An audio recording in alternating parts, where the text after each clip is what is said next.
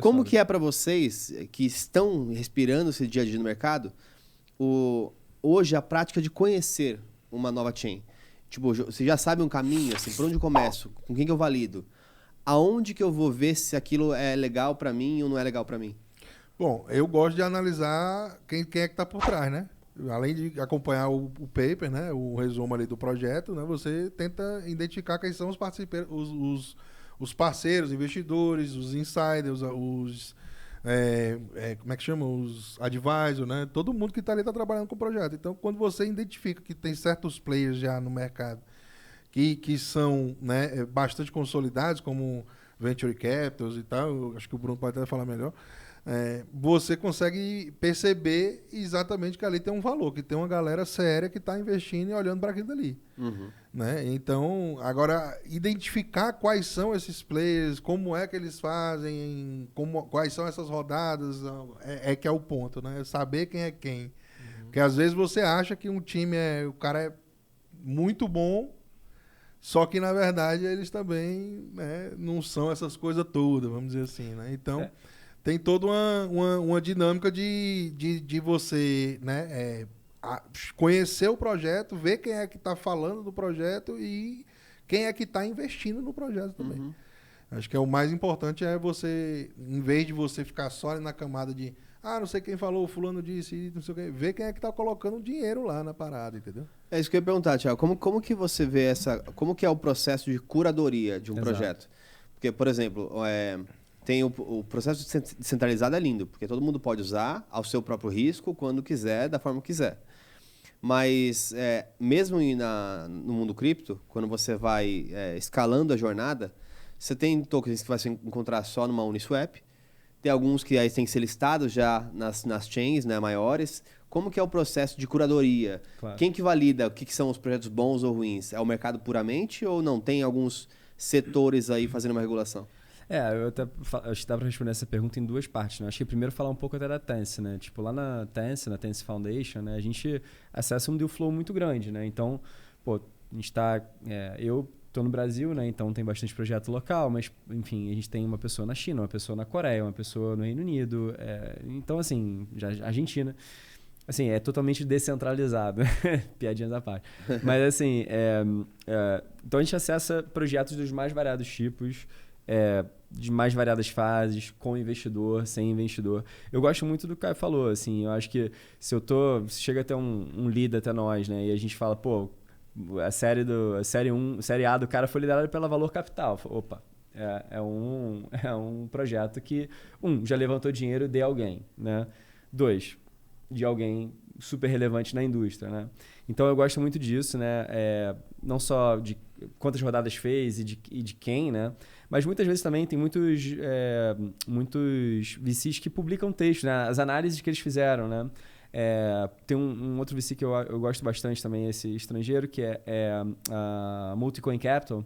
Então eles acho que foram um dos primeiros, assim, pelo menos que eu conheci, que eles têm uma cultura de escrever papers sobre as teses deles de investimento, primeiro como uma forma de validar a própria tese internamente, né?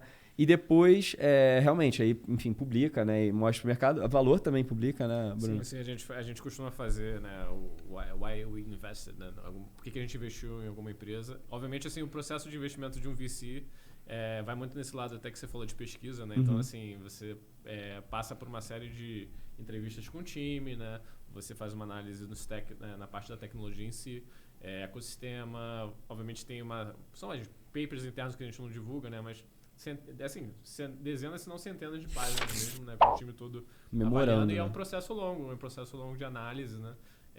Até porque normalmente o investimento é um investimento, dependendo do perfil do VC, né? Pode ser um cheque relevante e a ideia é ter uma análise assim com tranquilidade, né? Para a gente ter uma certa clareza, né, da oportunidade. O que é um cheque relevante? E aí, isso varia muito do porte, né, e do VC, né, e onde que o VC foca, né? Então você tem VCs mais de early stage, né, que investem mais na parte de pre-seed, né, são cheques menores, até de 50, 100, 150 mil dólares, que assim, até que são relevantes se pensar na pessoa física, mas no VC ainda são cheques um pouquinho menores. E você tem cheques VCs que focam mais nessa parte de seed e série A Valor, só para dar um pouquinho de contexto, né? É um fundo de venture capital que investe normalmente entre seed e série A, normalmente são cheques de 1 a 5 milhões de dólares, nessa fase que a gente chama de early stage. E a gente também tem fundo de growth stage, né, que é do série B para o série C. São empresas que já são mais maduras, né, e são cheques normalmente de 10, 15 milhões de dólares para frente. Então, assim, são valores razoáveis, assim, né? Assim, se pensar... Sim.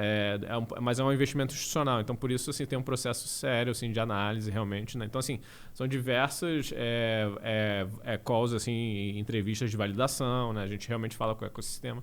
E acho que por isso que é um pouquinho meio assim, de usar o VC talvez de um proxy, né? Quando você olha, você é um investidor de varejo, você olha assim, pô, se tem esse VC legal, esse VC, você olha o portfólio do VC, é um VC que está fazendo um bom trabalho, né? Assim, e aí assim já dá um pouquinho mais de conforto, talvez, né? Fora que eu acho que o investimento de VC é interessante não só pelo capital em si, né? Mas também pela parte de relacionamento, né? Dentro e fora do portfólio, porque o VC consegue realmente alavancar um projeto, né? Ainda mais VCs que tem um histórico, né, mais temático, por exemplo, em blockchain, né? A Valor, ela possivelmente é o investidor institucional assim, que começou assim, mais cedo aqui, principalmente na América Latina, com investimento na Coinbase em 2014, na série B, então foi super lá atrás, né? Foi até o IPO da Coinbase, então.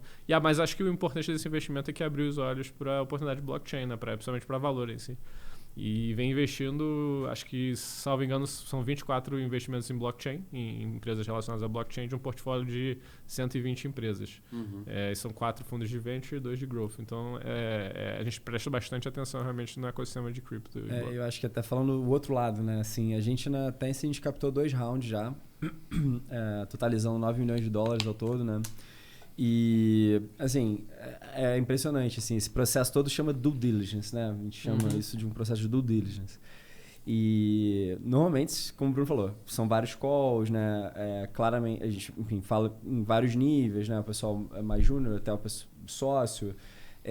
A gente abre os data room, né? Que são... basicamente, o nosso data lake, vamos chamar assim, né? Numa terminologia de Big Data, mas é basicamente... documentos, o código, né, o GitHub, né, que é onde a gente coloca o código básico, o repositório, o white paper. Você falou de token, André. O token economics, né? Como é que é a dinâmica do token? O que esse token faz? Isso muda completamente, né? Total. Qual é a utilidade desse token? Qual é a previsão de inflação do token? Ou se é que tem supply definido? Não tem. Então, assim, e isso se reduz a, assim, normalmente um modelo matemático mesmo, né? Assim, com um bando de fórmula complicado e tal. Então, assim, a gente já passou por processos super rigorosos. Nosso primeiro round foi liderado pela Arrington Capital, que é um investidor americano muito, muito envolvido com investimentos em cripto, né? Foi fundada pelo fundador da TechCrunch, né? Que é o Michael Arrington. E o segundo round, no primeiro round a gente tinha um PowerPoint, né? Não tinha um PowerPoint, uma ideia, um time bom, assim, com track record, né? Advisors bons e vamos lá. No segundo momento, o gargalo, o buraco é mais embaixo, né? Porque, bom, agora você já tem um produto, né? O cara já quer saber sobre o seu token, né? Essas coisas que eu tô falando agora. Os números que estão gerando. Exato. Então, nosso segundo round, né? A gente teve um investidor suíço, um investidor asiático chinês e um outro investidor chamado Scytale, que fica na Europa, né? Então, assim, eu diria até, não sei se o Bruno concorda, o Bruno fala muito com o pessoal da Ásia também, né? Mas os investidores asiáticos vão muito no detalhe, assim, pelo menos os nossos foram muito, né? A gente tem a Hashkey, que é um investidor grande em fintechs, a SNZ. Então, assim, é um processo bem trabalhoso para o founder, né? Para a gente, enfim, fazer toda essa due diligence, cara, demora, é custoso, a gente tem que produzir muito material, relatório, etc.